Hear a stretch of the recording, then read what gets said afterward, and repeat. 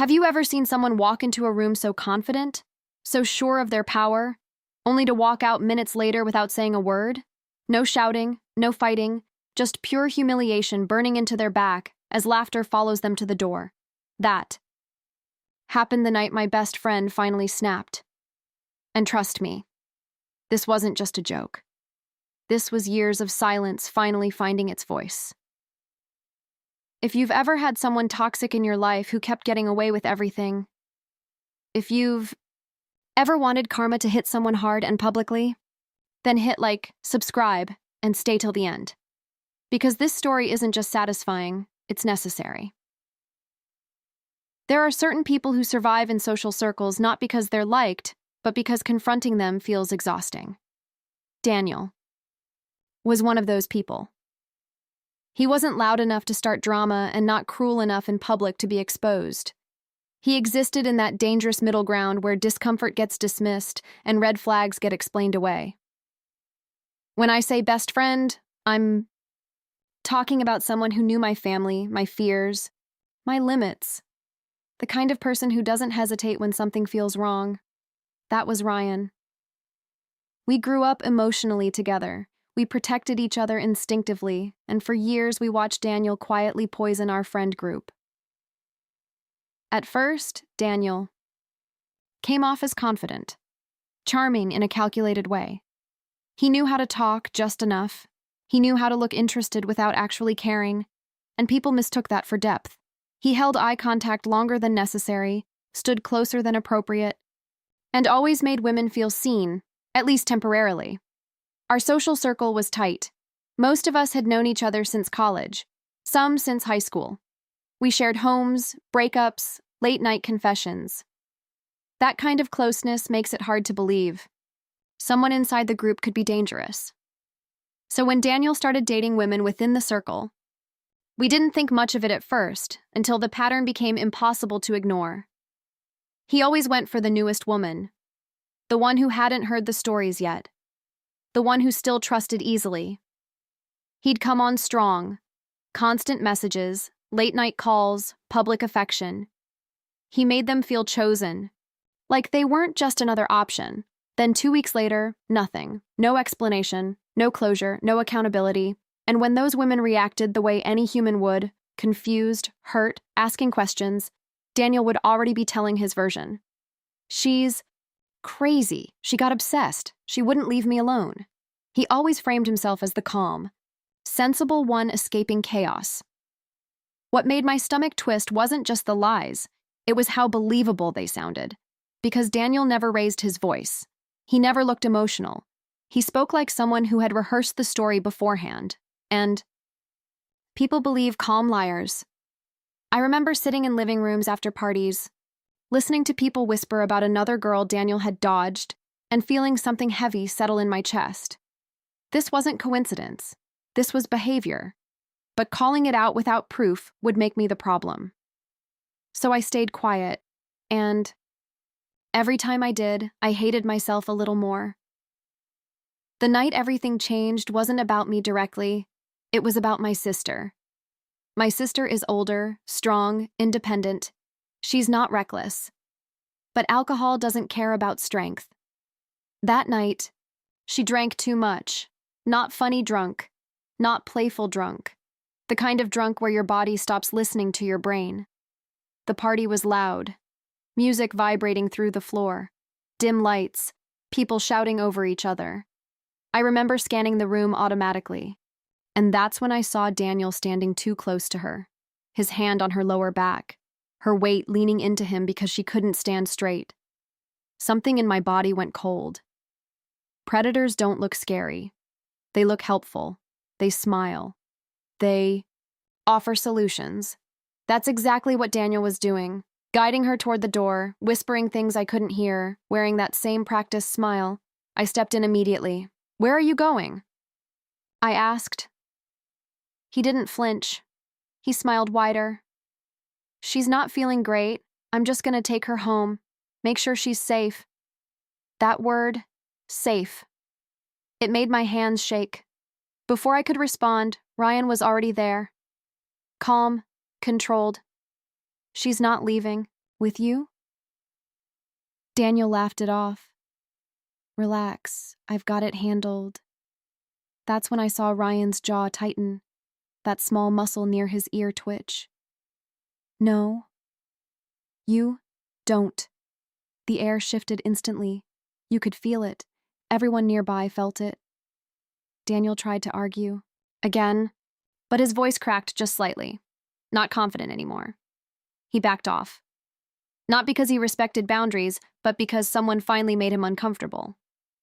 We took my sister home ourselves. And that night, after she was safe, Ryan and I sat in silence, the kind of silence filled with rage. From that moment on, Daniel wasn't just annoying.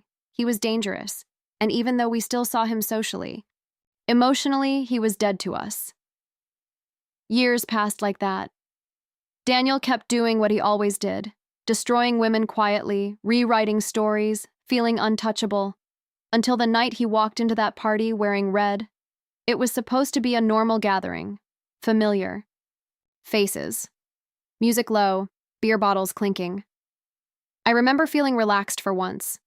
Then the door opened. Daniel walked in like he expected applause. Blue jeans, a bright red karate gi top, a black belt tied dramatically, and a headband with a Japanese symbol. For why? A second. No one spoke. That shared moment of disbelief. Daniel smiled. He expected admiration. What he got was hesitation, then laughter. At first, it was subtle, a raised eyebrow, a snort. Then someone joked. And once the first joke landed, the rest followed fast. Nice outfit, man. Did you come straight from class? Is this a costume party? Daniel laughed too, but it wasn't real. It was defensive. His eyes scanned the room, looking for approval, for someone to anchor him. Ryan and I watched quietly. We didn't need to say anything. The room was doing the work, and for the first time, Daniel wasn't in control, and he had no idea. The worst was still coming. By the time everyone had a drink in their hand, and the music had faded into background noise, Daniel was no longer the center of attention the way he'd imagined. He was still being looked at, but now with amusement, curiosity, and something sharper. Mockery thrives when people feel safe, and alcohol makes people brave. The jokes didn't stop. They evolved. Someone asked him if the belt was real. Another person wanted to know what rank he was. A girl laughed and said she thought it was a Halloween party. Daniel answered every question, with exaggerated confidence like volume alone could restore his dignity. Yeah. It's real. I've been training a long time. You wouldn't get it. But the room already had him figured out. Confidence without context is easy to dismantle. Ryan stayed quiet. That was the part that made me uneasy. When Ryan gets loud, it's obvious. When he gets quiet, it means he's calculating. And I could see it in the way he leaned back in his chair, beer resting against his knee, eyes tracking Daniel without staring. The table we eventually gathered around was big. One of those long wooden tables meant for family dinners but repurposed for parties. People sat on couches, chairs, the floor. The energy was loose, loud, unfiltered. Daniel took a seat too. Not at the head. Not centered, but close enough that he could still be seen. That alone told me everything. He wanted an audience. Someone across the table squinted at him and said, "Dude, seriously, did you come straight from karate?" Class? Laughter burst out, sharp and sudden. Daniel laughed too, but this time his smile faltered just slightly. He shrugged. Play it off. That's what he always did. That's when Ryan leaned forward. Guys, come on, give Daniel a break. The room paused. Not silence, attention. Saw it immediately, the shift. Daniel's shoulders dropped just a little.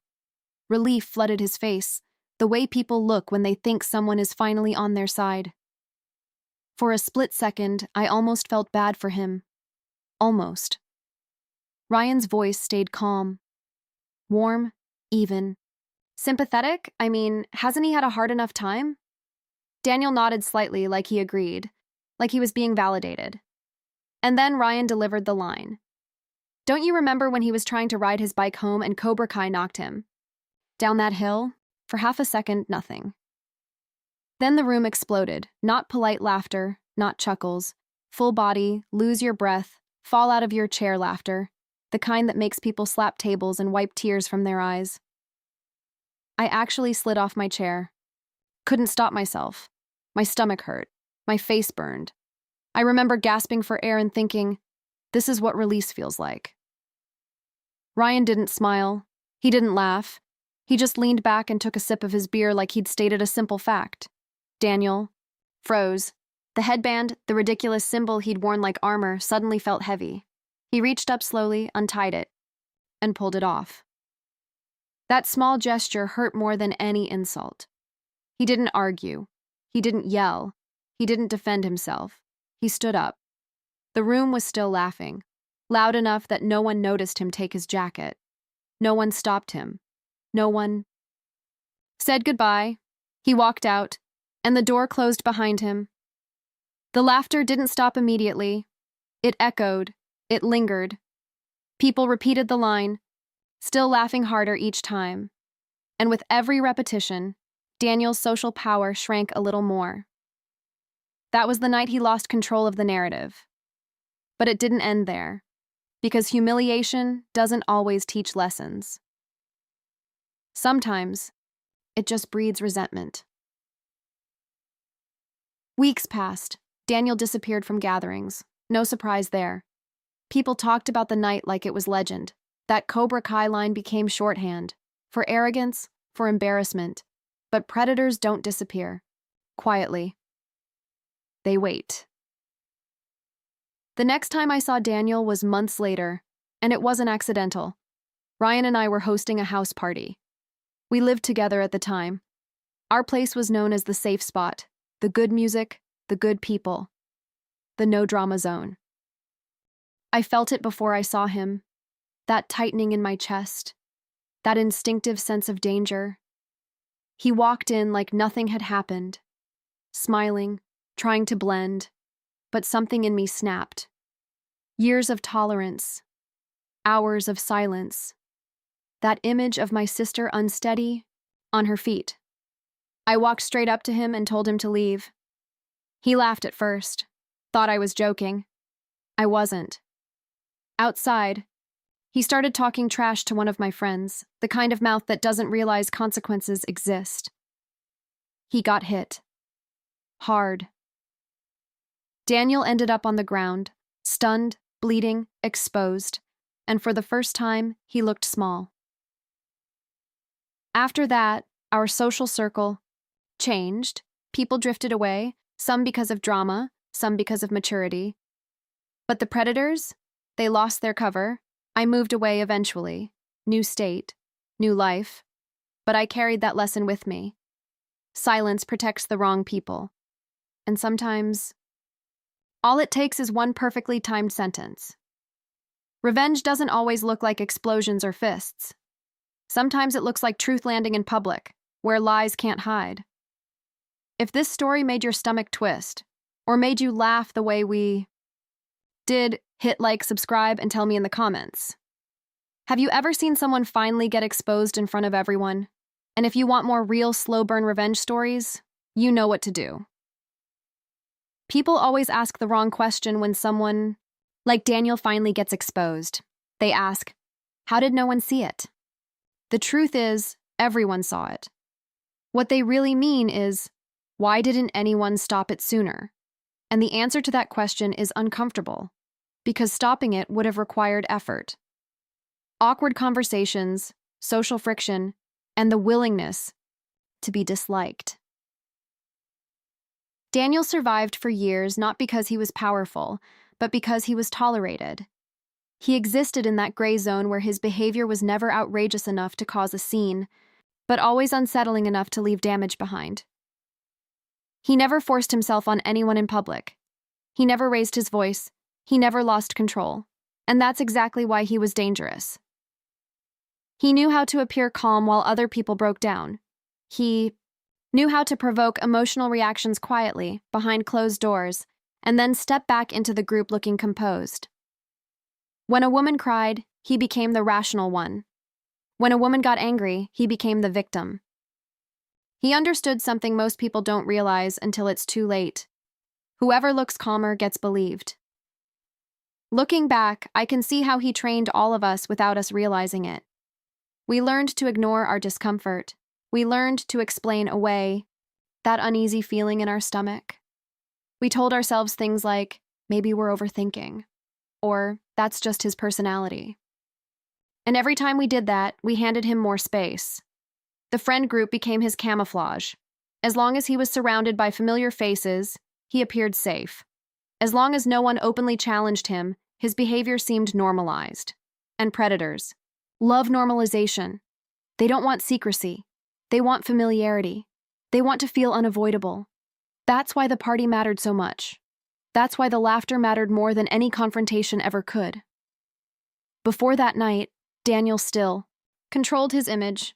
He was the misunderstood guy, the unlucky guy, the one who always picked the wrong girls. But in one moment, in one sentence, that image shattered. Humiliation works differently than anger. Anger invites defense. Humiliation removes it.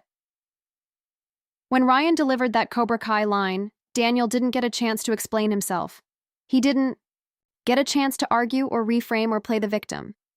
The room decided for him, and once a group decides who you are, your version of the story stops mattering. I noticed the change almost immediately.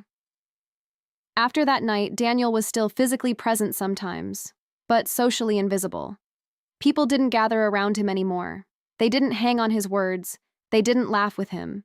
They laughed at him, or worse, they didn't react at all. Women stopped being alone with him, not because anyone announced a warning, but because trust had evaporated. If he approached someone, another person would casually join the conversation. If he tried to charm, people watched instead of drifting away. That quiet awareness was new, and it terrified him. The most interesting part was how little anyone said out loud. No dramatic discussions, no group meetings, no declarations. He was simply downgraded. His social currency was gone, and without it, he didn't know how to function. That's something predators never prepare for. They build their identity around influence. Once that influence disappears, they have nothing left but insecurity, and insecurity makes them reckless. When Daniel later showed up uninvited to our house party, I could feel that recklessness on him. He wasn't confident anymore. He was desperate. He laughed too loudly, talked too much, tested boundaries.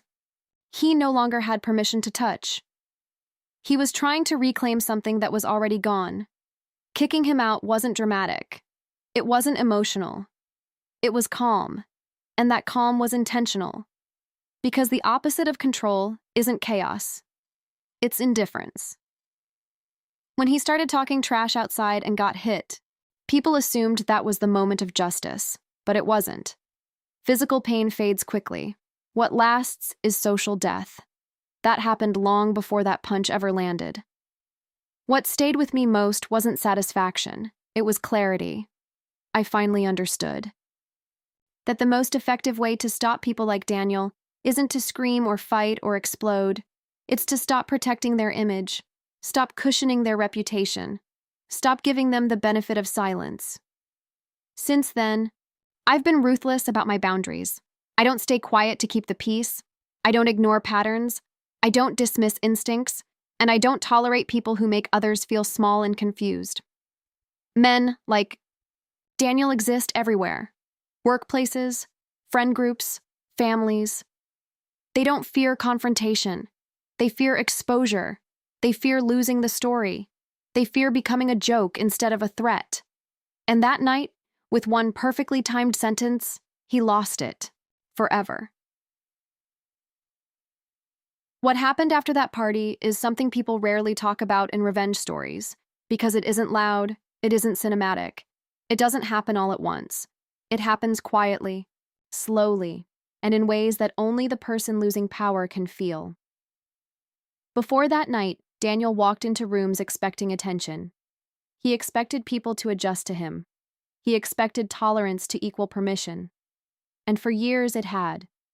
That false sense of safety had allowed him to move freely, to test boundaries, to rewrite stories whenever things didn't go his way. After that night, he walked into rooms already bracing himself. I could see it in his posture the next few times he showed up somewhere. His shoulders were tighter, his smile came faster and stayed longer, like he was afraid silence would expose him. His jokes landed differently, not because they were worse, but because the audience had changed. People were watching him now, not admiring, not trusting, not assuming good intentions. They were observing. And there is nothing more destabilizing to someone who relies on charm than being observed instead of believed. The biggest shift was how women reacted to him. Before, they would laugh politely. They would engage. They would give him space. After the party, that space disappeared. Conversation stayed public. Eye contact shortened. Physical distance increased. And none of it was dramatic enough for him to call out. That's the thing about social consequences. They don't announce themselves. They just happen. And predators hate ambiguity because ambiguity can't be manipulated. I remember one night in particular when Daniel was standing near a group of us, telling a story. He kept glancing around, waiting for laughter that didn't come. Not because the story was offensive, but because no one cared enough to reward him with attention. He finished the story awkwardly, cleared his throat, and took a drink to fill the silence. That moment stayed with me longer than the laughter ever did, because that was the moment I realized he knew. He knew something had shifted. He knew his influence was gone. And once someone like that realizes they no longer control the room, they don't disappear. They escalate. That escalation came months later, when Ryan and I were living together and hosting our own house party. Our place had always been a safe spot. Good music, good people, no chaos, no predators lingering unnoticed. Daniel wasn't invited, but he showed up anyway. When I saw him walk through the door, my body reacted before my brain did. That familiar tightening in my chest, that instinctive alert, that knowledge that peace was about to be tested. He acted like nothing had happened, smiling, greeting people, trying to slide back into the environment, like muscle memory would restore his position. But it didn't work. This wasn't the same group anymore. People didn't greet him the same way. They didn't open space for him. They didn't relax. And something in me snapped. Not anger, not fear, decision. I walked up to him and told him calmly that he needed to leave. No explanation, no negotiation, no raised voice. He laughed at first, thought I was joking. That reaction told me everything. He was so used to people backing down that he couldn't process direct boundaries. I didn't repeat myself. When he realized I wasn't bluffing, his expression changed. Not to rage, not yet, to embarrassment. And embarrassment always turns into resentment with people like him. Outside, he started talking trash to one of my friends, the kind of mouth that only works when people let it. He miscalculated. He got hit. Hard. People later assumed that was the moment justice was served, that the punch was the payoff. But it wasn't. That punch didn't matter. What mattered had already happened long before that moment. The real consequence was that no one rushed to his defense. No one chased after him. No one tried to smooth things over. The silence afterward said everything. After that night, Daniel disappeared for good. Not in a dramatic way. No farewell. No confrontation. He simply faded out of the group entirely. And when people talked about him later, it wasn't with anger. It was with dismissal. And that is the one thing predators cannot survive. Not hatred, not fear, irrelevance. Our social circle shrank after that, not because of drama, but because clarity has a way of cleaning house.